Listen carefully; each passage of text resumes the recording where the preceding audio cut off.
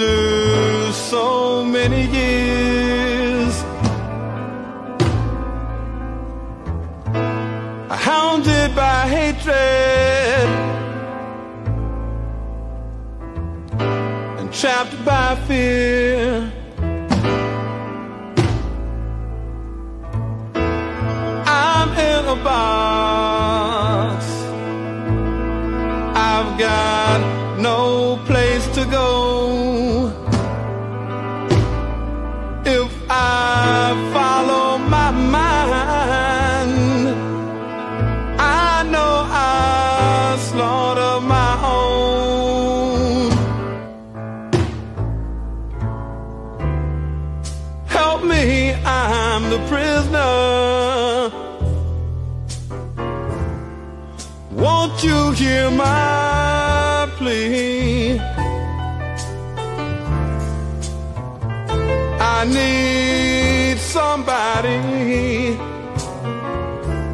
yeah, to listen to me. I beg you, brothers and sisters, I'm counting on you, yeah.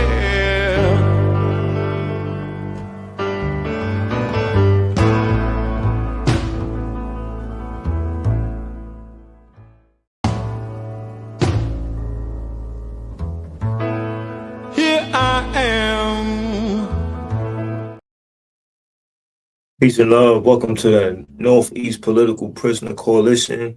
I'm Brother Frank, and I just want to say greetings and peace and love, as I always do, to those who are engaged in the holiday time.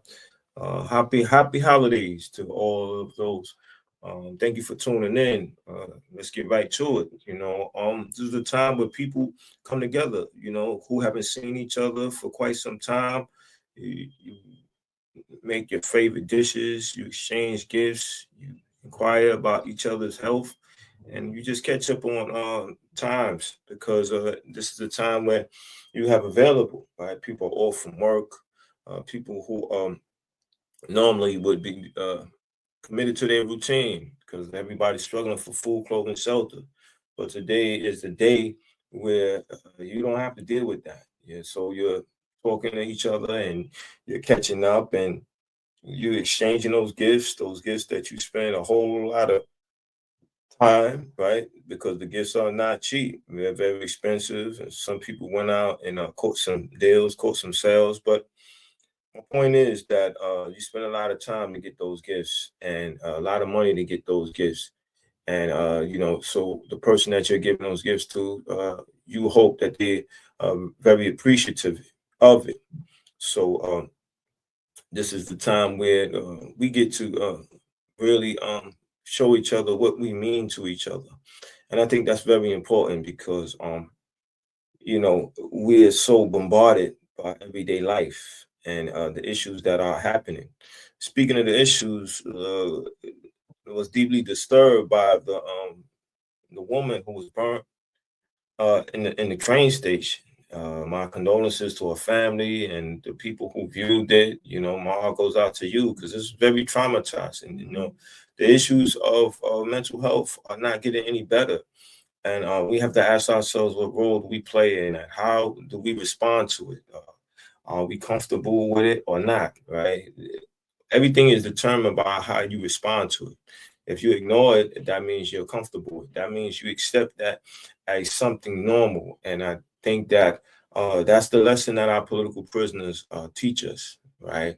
Those who made that sacrifice to stand up for their people, who demanded that their people be treated correct. Like Malcolm said, we have to struggle for human rights.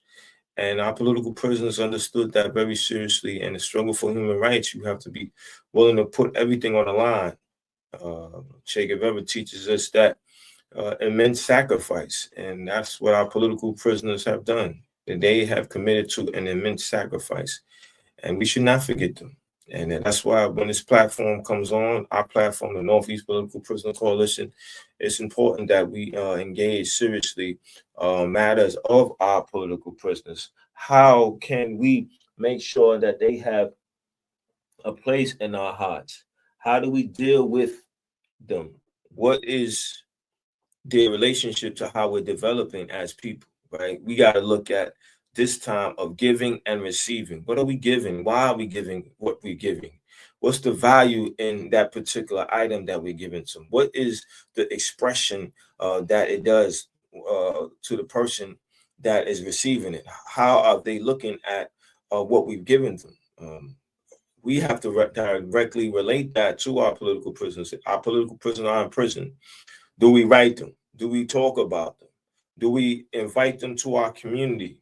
Right, at any given time, right? A political prisoner comes home at some point. Do we have them in the affairs of our community? Are they welcome with open arms in our community? Because that is the process of giving and receiving, right? You want something back, and you're giving something and you expect something back, right? A political prisoner have given their lives. They expect love.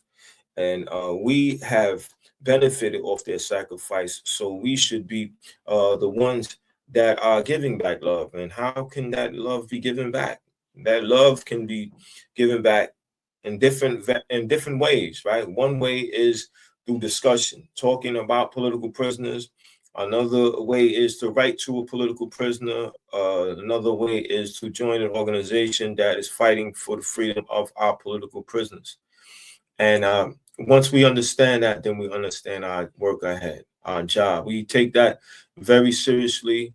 We decide that we're going to step up. We're going to really do something.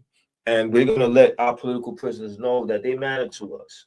Their lives was not for nothing, meaning the time that they spent while they were incarcerated, away from their family, away from their friends, that was serious times. And they are directly responsible for our development as human beings, right? We know now, we understand the seriousness of values.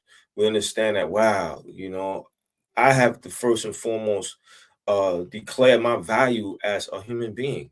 And that means I'm going to treat myself a certain way. I'm going to demand that those around me treat me the exact same way. So now when you see a police officer mistreating one of your own, you know that that's not something that you have to tolerate. You know that if you're staying somewhere and the conditions of your housing situation is not up to par, you know that you don't have to stand for that. If you go to pick up your child and look at your child and look at the school that your child is going to, and the quality of material that is being presented to teach your children, which is to develop your future. If they're not up to par, you know that you don't have to stand for that. There's always something you can do. There's always an action that you can take, but that action must be organized. You must be committed to that action. You must be make a declaration of, this is the expression of self-determination. This is what I'm going to expect from you. I won't tolerate anything else. And that is the basis of human development. You know, as a human being, that you're going to stand up for yourself, and you're going to demand the best, and you want that from others around you, and you want to be the example to your children, because your children, they many people say, or some people say rather, do as I say, not as I do. And I think that that doesn't work, right? Some people say for some children it might work, but I think generally speaking, that's poor parenting, because it's really making you not being responsible for the setting the example. And I think that that is exactly what our political prisoners done.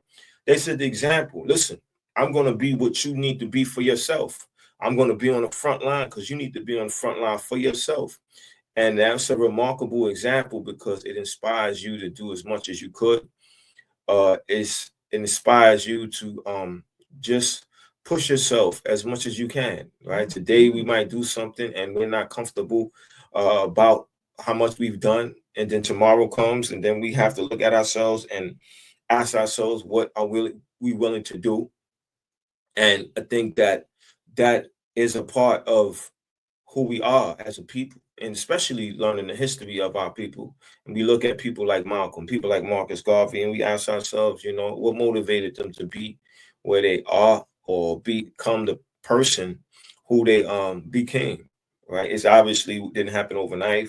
It was trial and error, uh, and it was going through the phases of their development as a human being and a person of serious politics. So when we look at the principles of our political prisoners, we're looking at sacrifice and commitment. Those two ideas, right? As we engage in this holiday time, right? Some people engage in Christmas, some people engage in Kwanzaa. Whatever you're into, you have to deal with the idea, the concept of commitment and sacrifice, right? You're sacrificing your time to do the preparations of the meals. You're sacrificing your time to find the best bargain for the gift that you want to give somebody. You're doing that because you are expressing what a person means to you, the value of that person. And I think that when we reflect on sacrifice and commitment, we are elevated in terms of our understanding of what these ideas mean when we reflect on who's expressing it best, right? You got two expressions that I think express it the best, and that's the political prisoner and the martyr, right? They understood before they became what they are, that was a possibility always. So sacrifice and commitment had to be made because they realized that nobody's going to take our situation as seriously as we are, right? They don't live in our community. I'm talking about those who sympathize with us, those who saying, okay, you should do what you're doing, or you have a right to do what you're doing, um but they don't live in our community. So if you don't live in our community, if you're not directly dealing with our problems, then your commitment and your sacrifice is not going to be as intense, or it's not going to be long term, because we still got to fight these battles long term, right? We got to fight them until they resolved. We can't get relaxed. We got to say, okay, listen, um, there's something I have to do today about this situation. This situation is not going away. It must be dealt with. And in one case in particular is Jordan Neely, right? It was very unfortunate that his killer got acquitted, but it reminded me of Trayvon Martin and Zimmerman, and how Zimmerman walked, and we were back at the same situation, doing what we could do. I just asked myself the question, what else can we do? We want to do one thing, but we have to add other things to it, right? We have to advance what we decide to do because we want the problem to end. So if we continue to do the same thing, that's something that is a response, but we have to add on to the response. We have to advance the tactic, and we have to make an assessment of the method, and from that, then we have to ask ourselves, what's the most effective way to resolve this situation, and who's willing to do what, when, why, and for how long.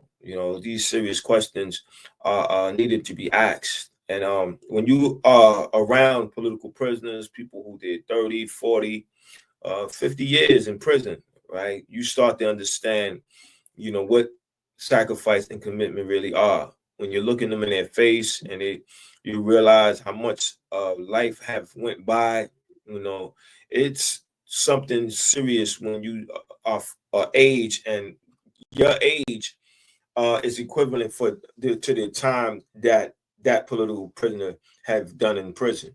You look at that and say, wow, he's spent my entire life in prison. And once that becomes a reality, then you have to look at this person in an entirely different light, and you have to really put them at a high level of respect, and you have to commit yourself to more time to making others aware of our political prisoners, because they need that time. They need that time to be talked about. They need that time to be written to. Right. That's why I make it my business, and I apologize for being late, and provide you with contact information. This is Joy Powers' contact information during this time of giving. Give her some time. Write a letter. Write Joy Powers, and past, please share this information with others. There's another political prisoner, Imam Jamil Al-Amin. Last episode, we talked about him because he's still going through his life-threatening situation, and we want him transported. And but it's going to take a collective effort. You know, those letters, those calls have to be made by more than just a few of us. More of us have to get involved, and we have to let people know why.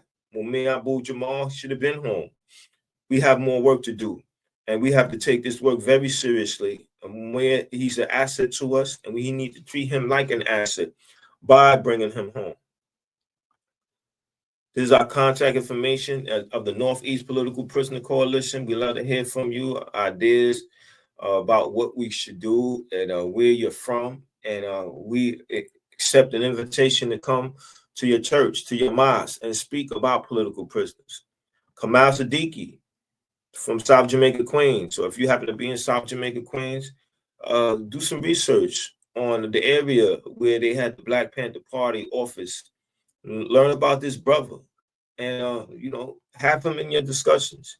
And these are other brothers too, other comrades who are in prison that we need to learn more about, and myself included. You know, because some of our political prisoners get more recognition than others, and it's a process to make sure they all get equal recognition. So every day is different, and every day we commit ourselves to doing this particular work, this particular task, because it is our job to speak more about our political prisoners. So while you enjoying your holiday meals, make sure you have a discussion on political prisoners. Make sure you give them their just due. They deserve to be talked about. They deserve to be respected at that level. You know, treat them like an uncle or an aunt. That's not a way. I mean, that is away from the family, but you always inquire, how they doing? How's Mumia doing? How's Reverend Joy doing? How's Jojo Bowen doing? How's Leonard Petier doing? You know, those are some of the discussions that we need to be having amongst our peers, amongst our family, because our political prisoners deserve that rightfully. You know, there are values that come up when we talk about our political prisoners. These values of being extremely focused, yes, the value of commitment and sacrifice that I'm brought up, but there's a value of love. How do you express love to a people? What is the best way that they can clearly show that you love them? And is that when you put yourself on the front line, as our political prisoners done. When you do that, there's no question about your love. And we have to respond to that expression of love equally, right? Meaning that we have to sacrifice more of our time for our political prisoners. We have to engage, we got to participate in programs on our political prisoners. We have access to our community centers, which we should, right? Those are made for us, and it's made from our money, our dollars. So we need to be there, and we need to develop programs, events that are about political prisoners. You know, the Curb Fest, they were very, very, very successful in bringing awareness about political prisoners, and that's something that we need to continue to do.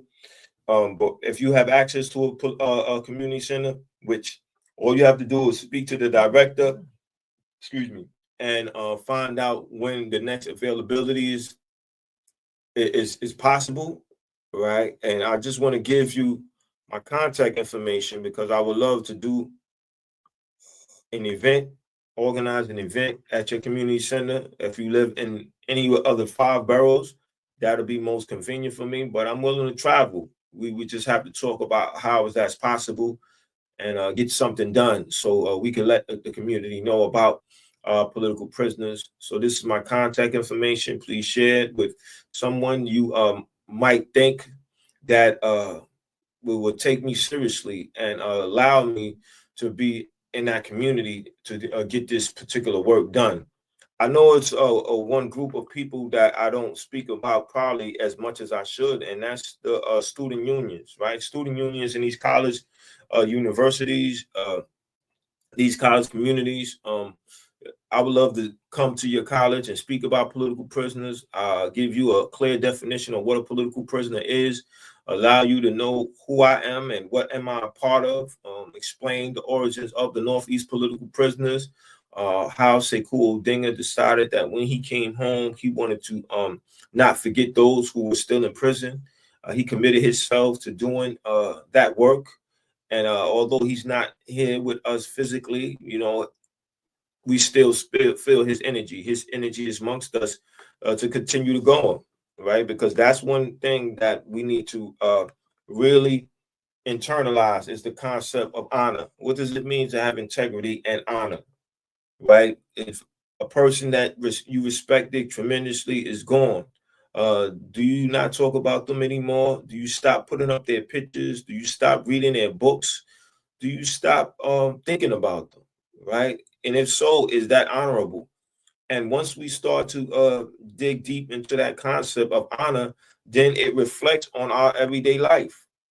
And that's exactly what upholding an organization is, or being a part of the upholding of an organization is that you decide that this is an expression of honor. I'm not going to forget you. I'm going to talk about you. I'm going to talk about what you mean to us. I'm going to get involved in bringing awareness about political prisoners. And when I say, when I use the term I'm just going to say that just means that I'm going to be a part of a group, right? Of course, nobody can get anything done by themselves. But if something is very important, you have to start with yourself. You have to say that this idea, this concept is just this important that I'm not going to wait for nobody to join me. I'm going to decide that I'm going to start off. I'm going to start off small, then I'm going to get bigger, and then when others decide that they want to participate, then I welcome them with up and open arms. I would like to give some more information on our political prisoners, some more in details on them. If you are not aware of some of them, this information that I'm providing you right now can go deeper into their story.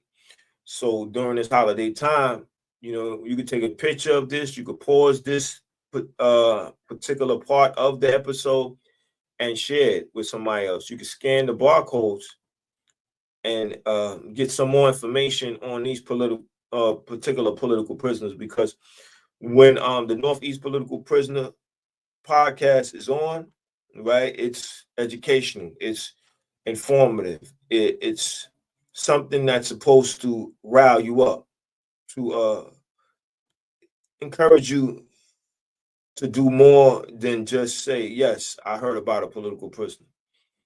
It is supposed to make you get involved, right, or urge you to get involved. And this is very important because our political prisoners need to come home. They need to be amongst us. They don't need to die in prison. And I want to take the time out to give you the concept or the definition of a political prisoner and curb fest for those who are not familiar with the concept of curb fest and political prisoners. So it's showcased it right now on the screen. The Curb Fest for political prisoners connects organizers with community members to raise awareness of political prisoners and share ways to get involved in the movement. It features local DJs, performers, and artists. In Philly, the first Curb Fest will take place in Germantown on September 18th, 2021, with 9 curb locations near Germantown and Shelton Avenues. Organizers are already planning the first Curb Fest in Boston, where will you host your Curb Fest? And that's the definition of a Curb Fest, so you could get the concept of what it is and be inspired to emulate that where you are currently at. And what is a political prisoner? A political prisoner are people jailed on charges related to their resistance to oppression and repression. and targeted by the state for their political beliefs and or actions. The contribution their resistance makes to revolution is the basis of their capture, regardless of the charges brought under the invalid racist laws of the government. So those are two definitions that I thought that should be provided to you, so you have some understanding and some clarity on a political prisoner as well as Kurfest. And I thank my beloved comrade Val Haynes for providing that information for me so I can give it to you. Therefore, you understand that this work is not just my work, but I'm part of a group. I'm part of an organization that is admitted to that. It's Northeast Political Prisoners, as you already know, as well as Holler. You know, we working together, bringing ideas to a community and letting the community know that, you know, we are the expression of those who made sacrifices. We have been um, committed to doing that. And this episode, or the last couple of episodes, and actually the duration of this podcast, um, it's been about that. It's been about what are you going to do? How are you going to show your respect? What will your role be? And that's why it's done on a consistent basis. And we always challenge ourselves to do more, to do better, to be more clear, to take a definitive position when it comes to our political prisoners. To yes, free them all is the call. When we say what's the call, we usually say free them all. But we really understand that we can't let our political prisoners die in prison. Our political prisoners cannot be forgotten. You know, they did so much for us. So think about Mumia Abu Jamal today, right? Think about him today. Matter of fact, think about him today, tomorrow, and the day after, right? Whenever you're talking about injustices, right? We still looking at what's going on with the Palestinians, and they're fighting for their very existence. You know, they have political prisoners. If you know any Palestinian political prisoners or any supporters of the Palestinians that would like to come on this platform and speak about the Palestinian political prisoners, please do so. Give them my contact information so we can have those discussions, so the world can know about those who sacrifice for their very existence. So this is why I provide my contact information, so we can have these much needed conversations, because ignoring the problem does not solve the problem. It only passes the problem down to another generation. So that's why we love to have these conversations. We love to build on what we need to be building on, and that is building a solid foundation on a serious issue, and that being political prisoners. So I remember when my first time writing to a political prisoner was actually Matudu Shakur, and this is before I really understood the concept of political prisoners. And I was so thrilled when he wrote me back. I said, wow, he really took my letter seriously. He wrote me back. He gave me some information. He said what he agreed with and what he did not agree with what I wrote in the letter. And it made me feel important. And I realized that, you know, that was a relationship that I want to continue. And I do have to take some criticism because I didn't continue to write him as much as I should have. Obviously, I got distracted by some other things that were going on in my life. But, you know, I got back on track and got involved with the work to deal with political prisoners. But it was quite some time after that, those letters or that letter.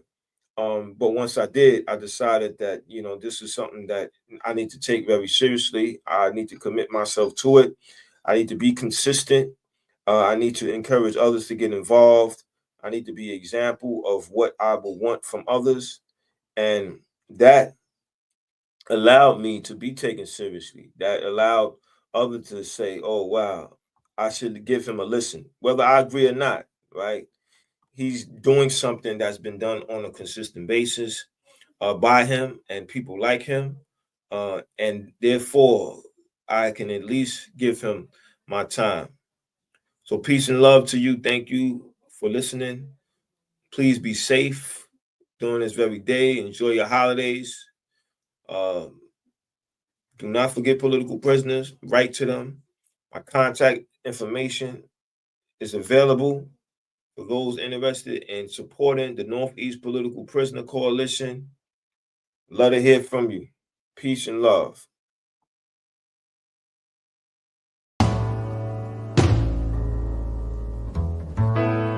Here I am after so many years, hounded by hatred and trapped by fear. I'm in a box. I've got no place to go. If I follow my mind, I know I slaughter my own.